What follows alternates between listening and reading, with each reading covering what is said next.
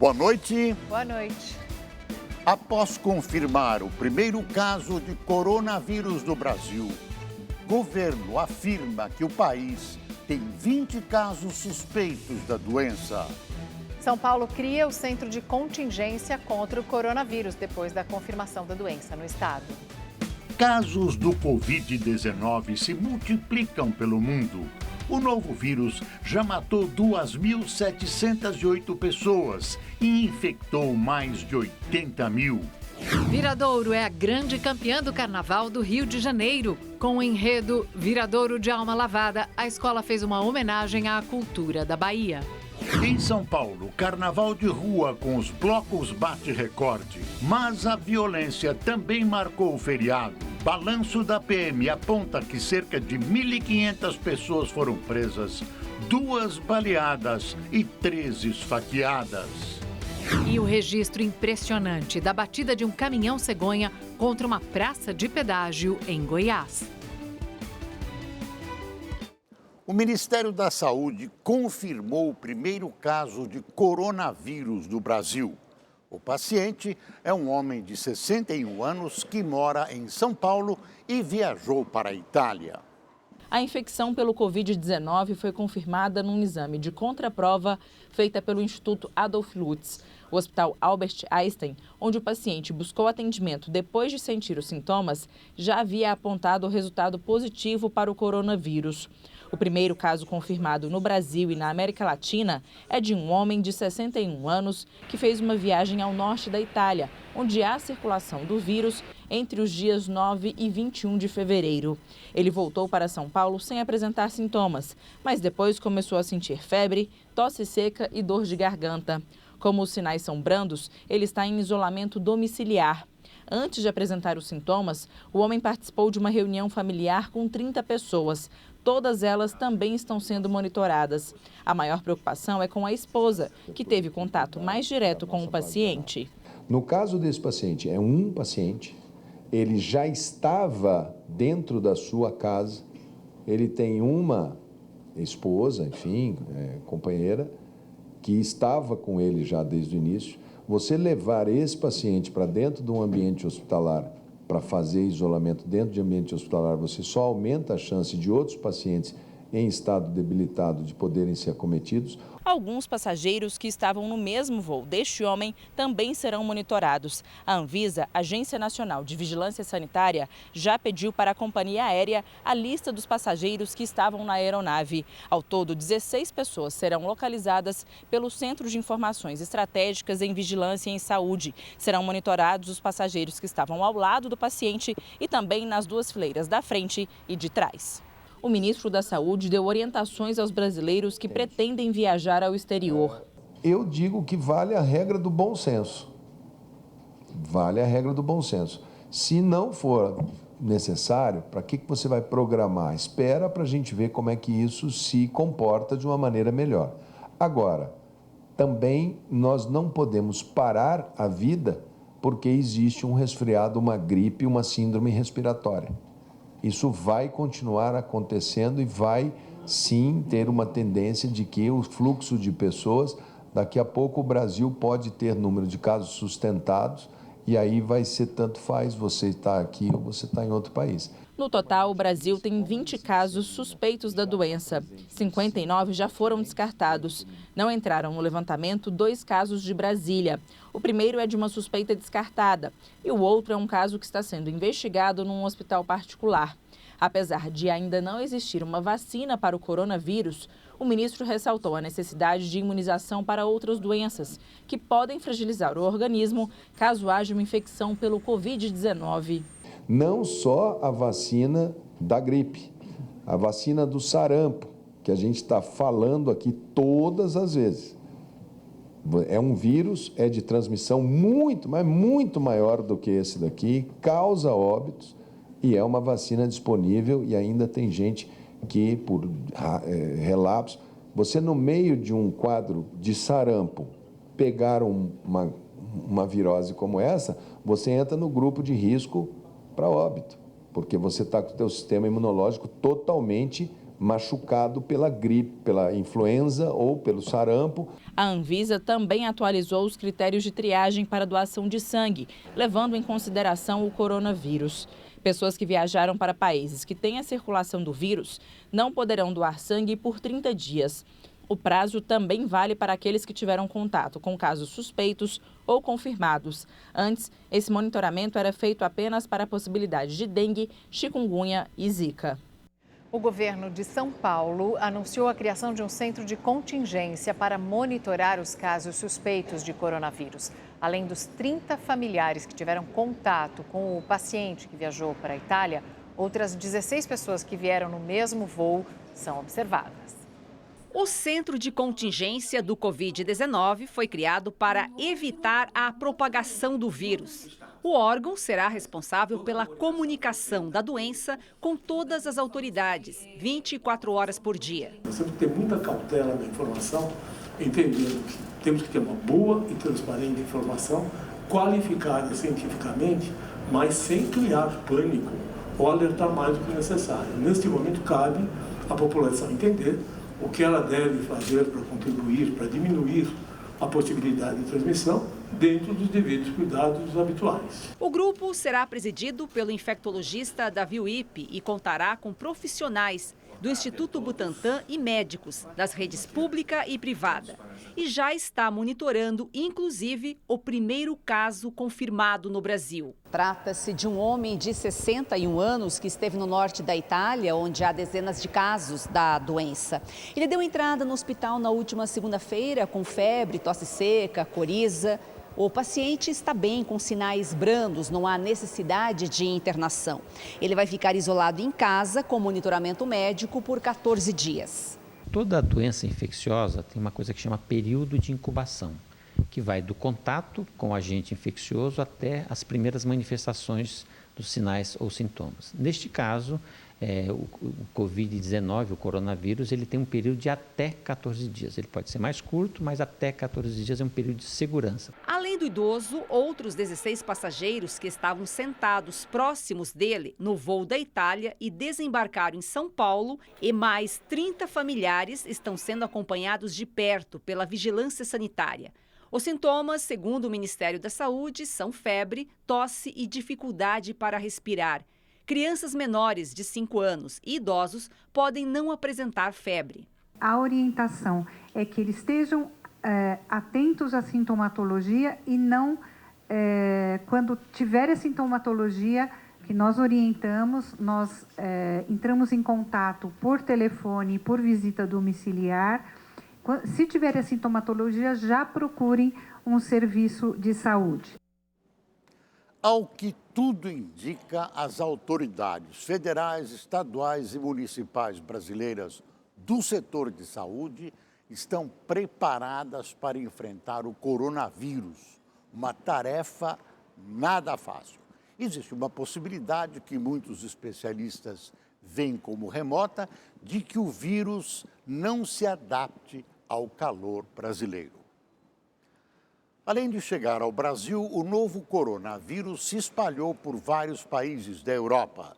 Na China, um total de mais de 2.700 pessoas já morreram da doença e mais de 78 mil estão infectadas. Na Coreia do Sul, em poucos dias, o número de casos saltou para mais de 1.200. O correspondente da Rede TV na Ásia, Marcelo Espíndola, tem as informações. Os casos de Covid-19 na Coreia do Sul saltaram de 51 na semana passada para mais de 1.200 divulgados hoje. Grande parte deste aumento se deve ao contágio em uma seita religiosa em Daegu, a aproximadamente 350 quilômetros de Seul.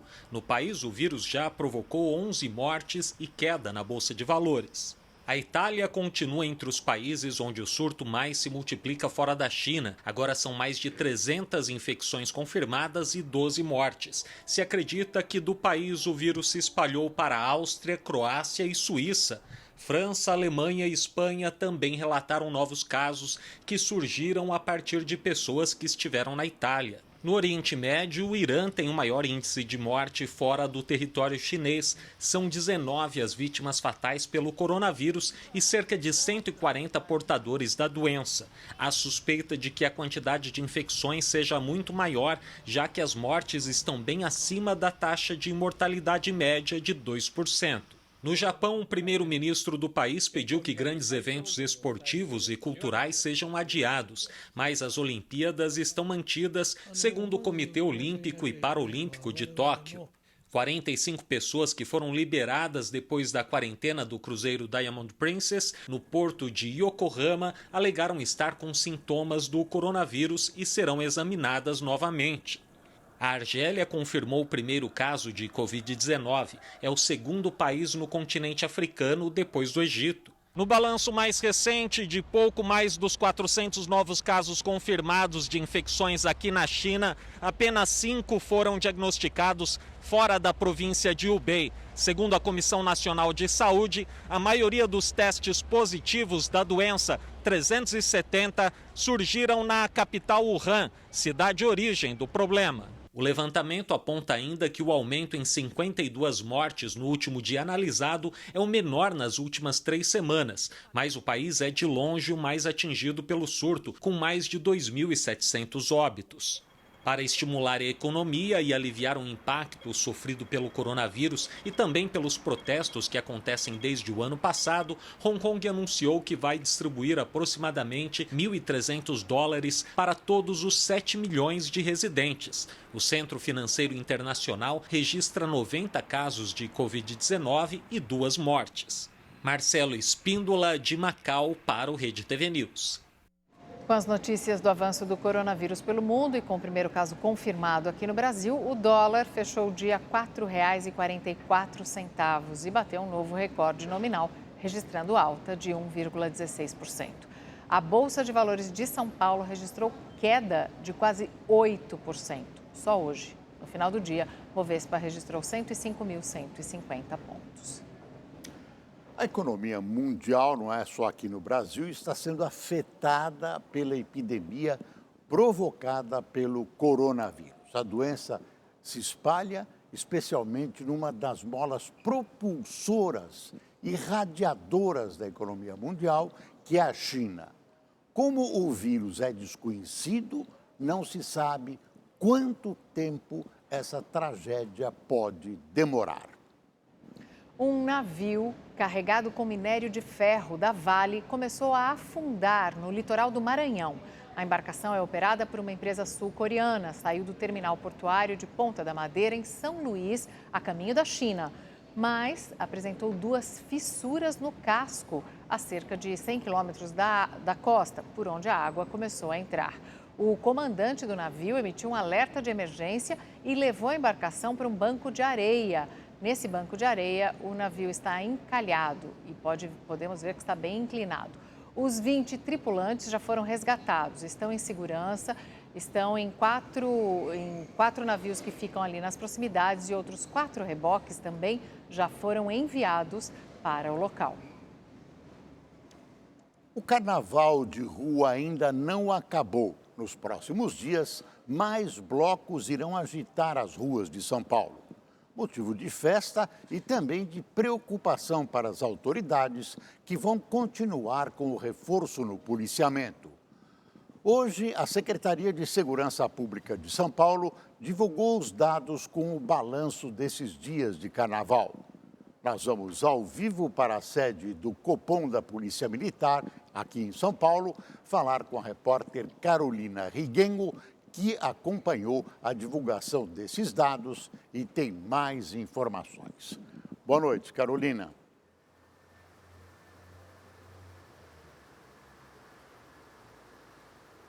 Oi, Boris, boa noite para você, boa noite, Mariana. Eu conversei com o capitão Osmário e ele disse que é um balanço positivo. A Polícia Militar trabalhou com 20% a mais de efetivo em relação ao mesmo período do ano passado. Contou com drones, a cavalaria e também as tropas de choque, principalmente para atuar na região central aqui da capital paulista.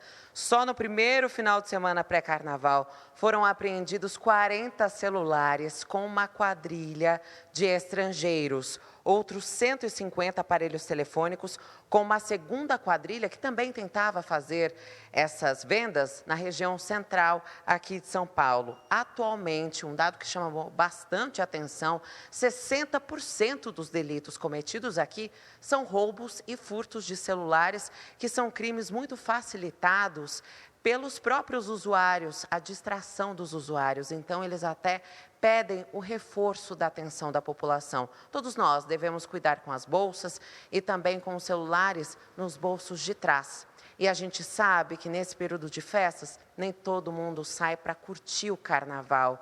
Nós tivemos recentemente 3 pessoas vítimas de facadas e 2 pessoas baleadas, como vamos ver agora na reportagem. Quem passa pela Avenida Henrique Schaumann, uma das principais da região oeste, não se conforma com o que aconteceu. Todo mundo fica muito triste, né, com isso, porque a gente só espera que uma cidade fique segura para a gente andar. Ontem o local foi cenário de pânico e muito tumulto. Durante a passagem de um bloco de carnaval, 2 pessoas foram baleadas. Um folião que fazia imagens pelo celular registrou um dos feridos caído no chão. Na noite anterior, a poucos quilômetros, entre as ruas Teodoro Sampaio e Francisco Leitão, um homem atacou foliões com uma faca.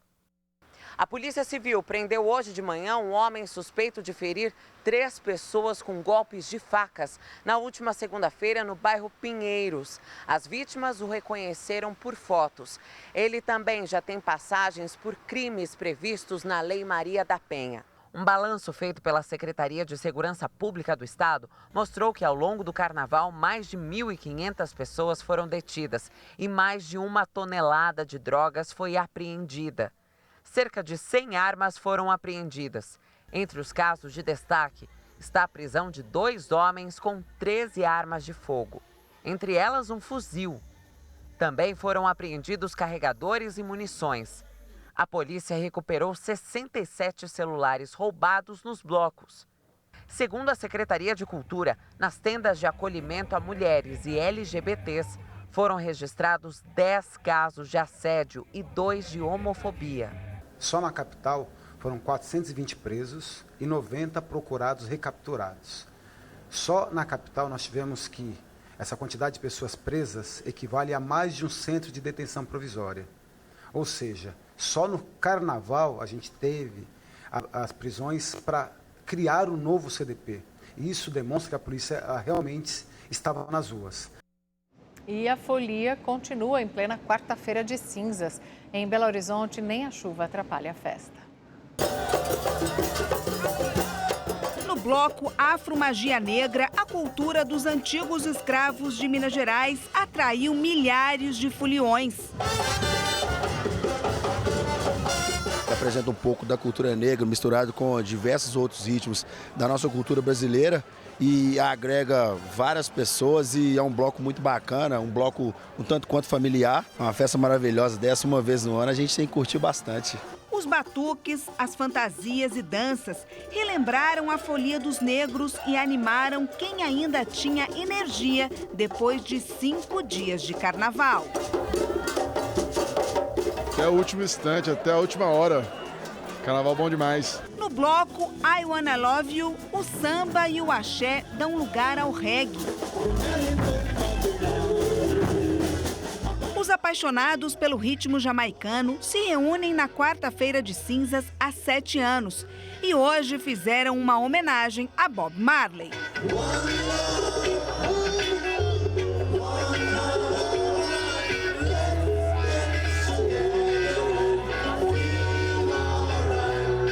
A programação oficial do Carnaval em Belo Horizonte segue até o próximo domingo. Nos últimos dias foram mais de 400 desfiles e quase 5 milhões de pessoas nas ruas da cidade. Sim, até o último minuto. Enquanto der, a gente curte o carnaval. Maravilhoso, espetacular. Muito bem organizado, foi tudo lindo, perfeito. Cada ano melhor.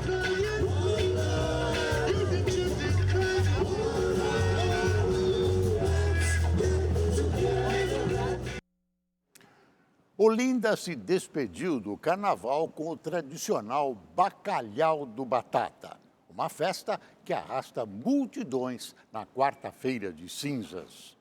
A quarta-feira de cinzas chegou e a brincadeira não teve fim em Olinda.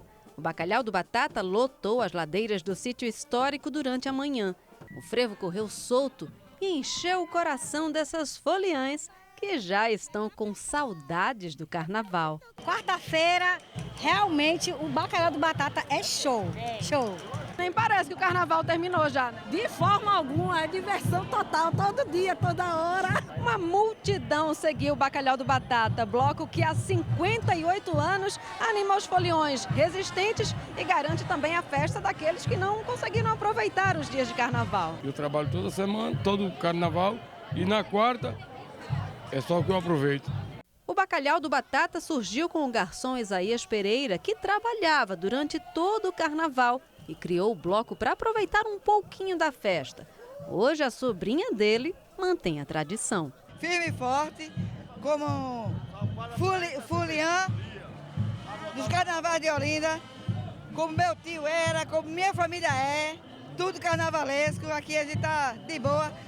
Tô amando, esse ano tá arrebentando, muita gente mesmo, gente que eu não esperava que chegasse esse ano não, viu? Vários blocos se juntaram ao Bacalhau do Batata, arrastando uma saudosa multidão pelo sítio histórico de Olinda.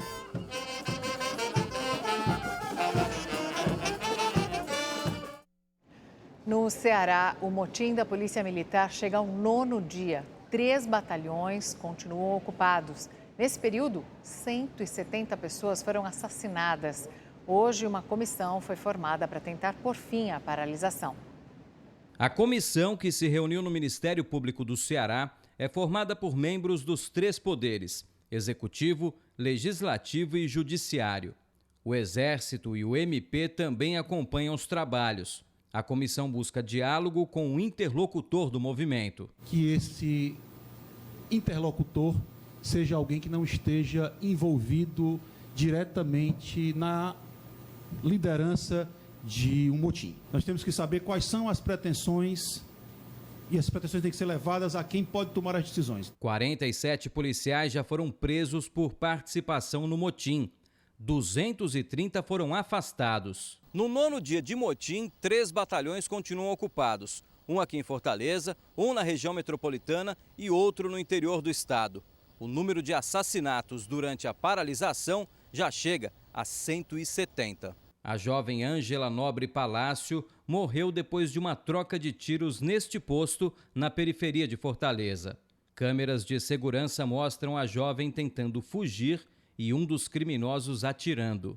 Em Barbalha, interior do estado, um tiroteio durante uma festa de carnaval causou pânico e correria em um parque da cidade.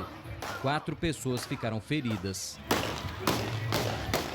A Força Nacional e o Exército permanecem patrulhando as ruas. São mais de 2.500 homens e 300 viaturas. Um soldado das Forças Armadas gerou indignação entre os PMs depois de divulgar este vídeo. Estamos aqui, em Fortaleza, fazendo aquela patrulha na cidade, já que os vagabundos dos PM não querem, nós estamos aqui, Depois da polêmica, o soldado que veio do Rio Grande do Norte gravou um vídeo para se retratar e foi afastado da operação. Eu sou soldado fuzileiro naval Pablo e venho neste vídeo me retratar pelo último vídeo postado de forma desrespeitosamente, e eu agi ali pelo impulso da emoção e acabei falando besteira. Então, estou arrependido. Em alguns bairros, criminosos aproveitam a ausência da PM para realizar arrastões. Galera, tendo arrastão, os carros tudo voltando contramão, o pessoal com medo, A categoria exige aumento de salário imediato e não parcelado até 2022, como propõe o governo do Ceará. A Marinha do Brasil classificou como reprovável o comportamento do soldado que chamou os PMs de vagabundos. Ele foi afastado da tarefa e enviado de volta ao Corpo de Fuzileiros Navais de Natal. Um caminhão cegonha transportando 11 carros bateu contra uma praça de pedágio e pegou fogo. O acidente aconteceu numa rodovia de Goiás. É possível ver quando o caminhão bate na mureta e depois contra a cabine do pedágio. Houve uma explosão e as chamas se alastram. O caminhoneiro conseguiu abrir a porta e sair. Ele teve lesões leves e foi socorrido no local. O fogo ainda se espalhou e atingiu os carros que eram transportados pelo caminhão cegonha. O incêndio na praça de pedágio da BR-153, em Professor Jamil, no centro de Goiás, durou cerca de 2 horas. 9 dos 11 carros ficaram completamente destruídos. No Rio de Janeiro, uma bebê virou estrela nas redes sociais. Depois de nascer com uma carinha de brava, a foto dela viralizou na internet e repercutiu no mundo inteiro. A pequena Isabela tem apenas 13 dias de vida. A menina doce e sorridente não parece com aquela que, ao nascer, fez essa cara de brava. A mamãe de primeira viagem garante que a expressão de emburrada só aparece de vez em quando. A Isabela é calminha, só na hora de trocar a fralda, dá uma maca daquela choradinha. A testa ainda dá uma franzida ainda, que isso aqui ela puxou do pai. A expressão que a Isabela fez ao nascer durou poucos segundos. Tempo suficiente para que o fotógrafo conseguisse registrar. Assim que eles postaram a foto nas redes sociais, ela viralizou. Em menos de 24 horas, foram mais de 100 mil compartilhamentos e curtidas. A obstetra me ajudou muito, porque ela fez o contato da criança com a mãe assim que nasceu. Então eu pude ter a oportunidade de registrar esse momento, ficou lindo. Eu já fiz outras fotos inusitadas, mas a que viralizou essa foi a primeira. O Rodrigo mostrou para mim, mostrou para os familiares da foto depois que ela nasceu. Todo mundo falando, rindo, que ela nasceu com carinha de bravinha, falando que ia virar meme, mas a gente achou que ia ficar só entre a gente mesmo. A repercussão foi tão grande que a imagem virou notícia internacional. Os memes da menina também ganharam espaço nas redes sociais. A gente levou na esportiva e a gente está curtindo ainda esse momento aí dela de estrelinha. Enquanto os pais aproveitam o momento de celebridade da filha, a pequena Isabela só quer saber de mamar e dormir. Em São Paulo, a digitalização de processos já faz parte da rotina de vários órgãos públicos. Uma medida que ajuda a diminuir o uso do papel nas atividades do dia a dia. O desafio é transformar o governo de São Paulo num governo digital. Um dos caminhos é eliminar o papel dos trâmites burocráticos. Isso numa estrutura que joga fora quase 3.000 toneladas de papel por ano. A ideia é dar agilidade aos serviços públicos com uma solução ecologicamente correta. Em vez de arquivos de documentos, tudo fica armazenado num sistema de processamento de dados. A eliminação do papel tem um apelo realmente ecológico, de eficiência, de desburocratização, de dinâmica diferente do governo, mas também tem uma questão de cultura.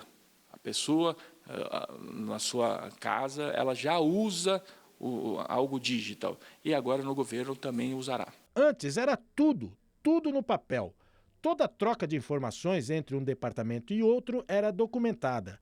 Papel assinado para lá, resposta por escrito para cá. Agora tudo é feito através de mensagens eletrônicas e não precisa de nenhuma cópia por escrito. Primeiro, você ganha agilidade. Segundo, você ganha transparência no processo como um todo, entendeu? E ajuda você no dia a dia, porque você consegue fazer mais coisas com menos tempo, né? O papel na cadeia dos recicláveis é considerado o resíduo que menos agride ao meio ambiente. A sua decomposição, uma vez colocado em céu aberto, leva em torno de 6 meses, o que é pouco comparado com outros materiais como vidro, plástico e metal. A coleta seletiva e reciclagem é só uma consequência daquela sua atitude de gerar o resíduo. Mas o repensar a necessidade da utilização é o mais importante. A não geração é o mais importante. No Distrito Federal, 2 policiais militares fardados foram filmados com sinais de embriaguez. Após a divulgação do vídeo, eles foram presos pela corporação. O flagrante foi feito em um bar do Paranoá, a cerca de 20 quilômetros do centro de Brasília. As imagens mostram 2 policiais militares fardados e com suas armas. Eles chegam a perder o equilíbrio enquanto conversam. Dão risada. Um deles segura uma latinha na mão, enquanto a bebida do outro está em cima de um balcão. O vídeo foi gravado na noite de terça-feira. Em nota, a Polícia Militar de Brasília informou que os PMs foram presos e devem responder a um processo no Conselho de Disciplina da corporação. Embora os 2 não estivessem em serviço, a PM afirmou que não aceita qualquer desvio de conduta. Este fevereiro já é o mais chuvoso nos últimos 77 anos na capital paulista. Será que vem mais chuva? A Gabriela de França conta pra gente. Olá, boa noite para todo mundo. Olha, vem mais chuva por aí sim para toda a Grande São Paulo e também Vale do Paraíba. Na capital paulista, inclusive, a chuva deve engrossar mais já nas próximas horas. Quinta-feira de muita chuva e além da chuva, temperatura cai, máxima de 23 graus apenas. Na sexta-feira para de chover, mas o frio aumenta mais, mínima de 16 graus e no sábado, mesmo sem chuva, a máxima não passa de 21 graus. E o tempo fica assim, mais carregado e chuvoso sobre todo o estado de São Paulo e também do Rio de Janeiro, tudo por conta da passagem aqui de uma frente fria do sistema de alta pressão que está levando ar frio do oceano para o continente. Chove a qualquer hora também em Minas Gerais e no Espírito Santo. Agora, na capital fluminense, quinta-feira de muita chuva para os cariocas, tempo bastante carregado, nublado. Na sexta-feira, essa chuva começa a diminuir e a máxima cai para 26 graus. Agora, em Belo Horizonte, gente, tem alerta para temporal, viu? Chuva forte, com raios, vendaval, máxima de 28 graus. E na sexta-feira, a chuva até diminui, mas continua aí, não deve dar trégua não. O temporal também deve atingir as capitais Cuiabá, onde a máxima é de 33 graus, Brasília e Belém, onde faz 30 graus. E mais uma vez, as chuvas vão se espalhar em grande parte do Brasil, só não vai chover aqui no extremo norte, pegando a capital Boa Vista. O tempo fica firme também na maior parte do nordeste do Brasil. A gente vai para lá e olha só, pode ter chuva somente aqui entre Maranhão e Ceará. Em Salvador faz sol o dia todo e vai estar quente, viu? A máxima em Salvador chega aos 34 graus. Agora, em Natal e Recife, tempo instável, com muitas nuvens, chuvas isoladas. Na capital pernambucana, máxima de 32 graus. Tempo seco também, sem chuva em grande parte do sul do Brasil. O sol predomina, mas a madrugada vai ser fria, viu? Em Porto Alegre, mínima de apenas 16 graus e à tarde a máxima chega aos 27 graus. Saindo do Brasil, a gente vai para a Antártica, porque por lá tem feito muito calor. A temperatura chegou na casa dos 18 graus, é a maior temperatura já registrada em toda a história aí no continente. Por isso, a neve tem derretido muito rápido. A gente vai ver imagens aí de satélite, olha só, dessa ilha. Em menos de 10 dias dá para ver bem aí, as geleiras derreteram rapidamente. Esse calorão é atípico, mas tem se tornado cada vez mais comum, o que preocupa aí os meteorologistas, viu? Eu fico por aqui, uma ótima noite para você, te vejo amanhã, até lá, tchau, tchau. Depois de 23 anos, a Viradouro é a grande campeã do Carnaval Carioca 2020. Vamos agora ao vivo para o Rio de Janeiro falar com o repórter Tony Vendramini, que acompanha a festa da Viradouro. Boa noite, Tony, como é que está a comemoração aí da campeã?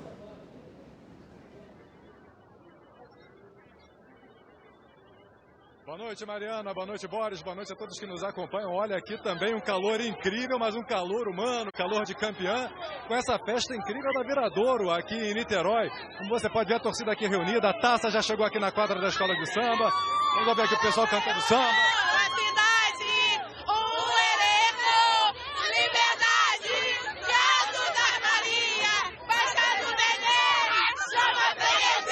É o título da Viradouro, tão sonhado depois de 23 anos, o segundo da história da escola de samba. A Viradouro lava a alma, esse foi o enredo com as ganhadeiras da Bahia, as lavadoras de roupa da Lagoa do Abaeté. E olha, foi uma disputa muito acirrada, um título dificílimo que a Viradouro conquistou, quesito a quesito, décima a décima. Vamos ver na reportagem do Famariano. Antes mesmo da abertura dos envelopes, torcedores apaixonados já faziam a festa. A Mangueira está com mais força, a Mangueira vem com Jesus. Eu vou gritar muito de alegria, vou gritar e vou desfilar novamente. Salgueiro! A cada nota 10, uma comemoração. Acadêmicos do Grande Rio. 10. E fica difícil segurar a emoção. 10. A Viradouro brigou desde o início com a Grande Rio e a Beija-Flor, chegou a se afastar das líderes e, no quesito evolução, passou a ocupar o primeiro lugar. Esse é o segundo título da escola.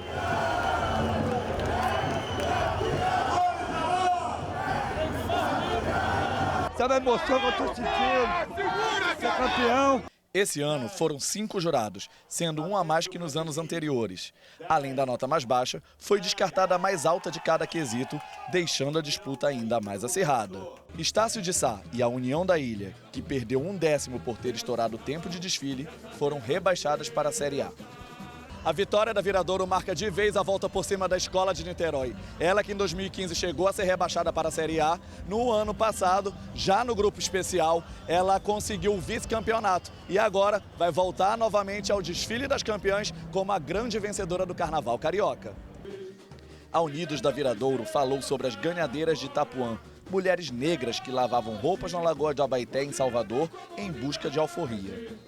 A escola surpreendeu com a comissão de frente com um aquário com 7.000 litros de água.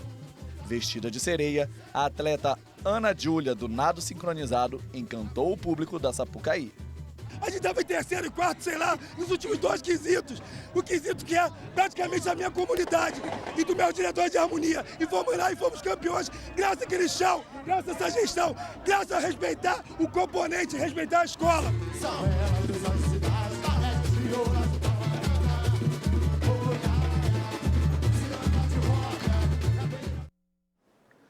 O presidente Jair Bolsonaro chamou de tentativas rasteiras de tumultuar a República as críticas feitas por parte de políticos e magistrados por ele ter compartilhado pelo WhatsApp pessoal um vídeo sobre atos contra o Congresso previstos para o dia 15 de março.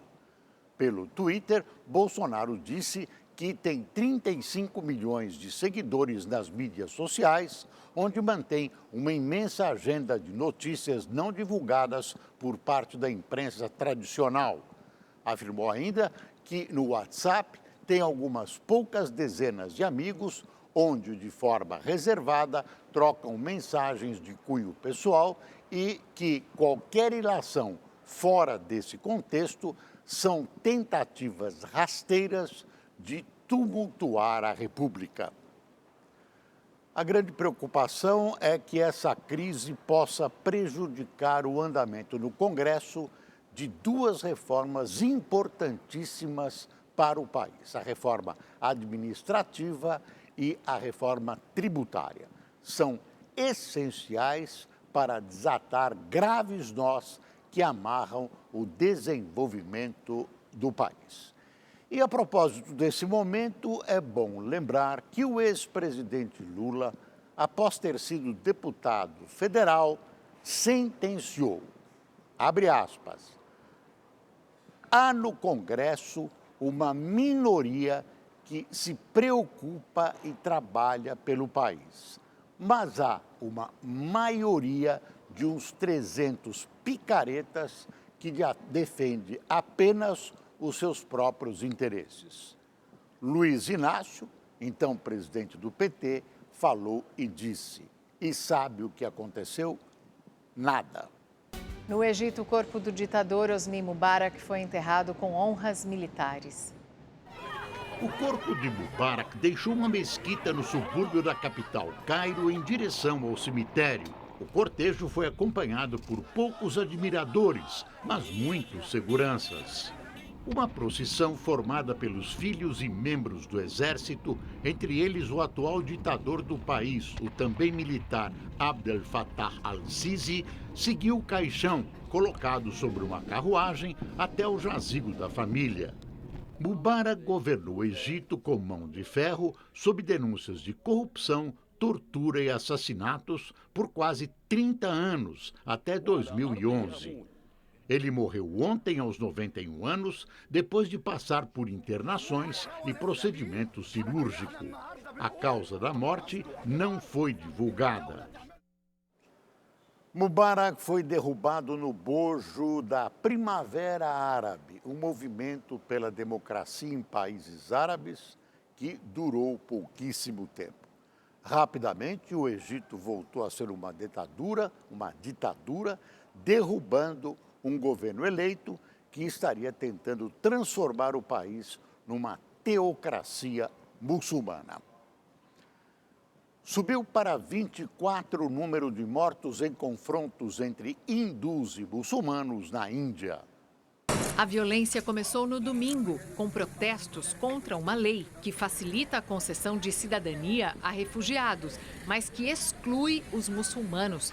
Os confrontos se espalharam, deixando um rastro de destruição em Nova Delhi, a capital do país. Dezenas de veículos foram queimados, comércio depredado.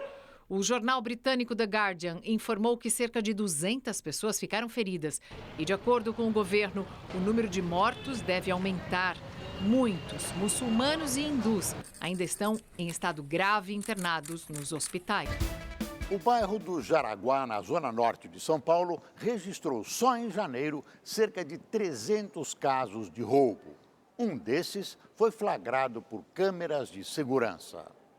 As imagens mostram os 3 assaltantes na rua Nossa Senhora da Conceição. O local é conhecido pelos moradores como Rua do Assalto. Os bandidos rendem uma família que chegava em casa. 2 estão armados. Os pertences do casal são roubados. Na sequência, um dos bandidos assume o volante. Uma mulher que passava pela calçada percebe a ação, tenta voltar, mas é abordada pelo homem de camisa branca, que leva todos os objetos dela. Os 3 fogem em seguida. E o Rede TV News fica por aqui. Boa noite. Boa noite e até amanhã.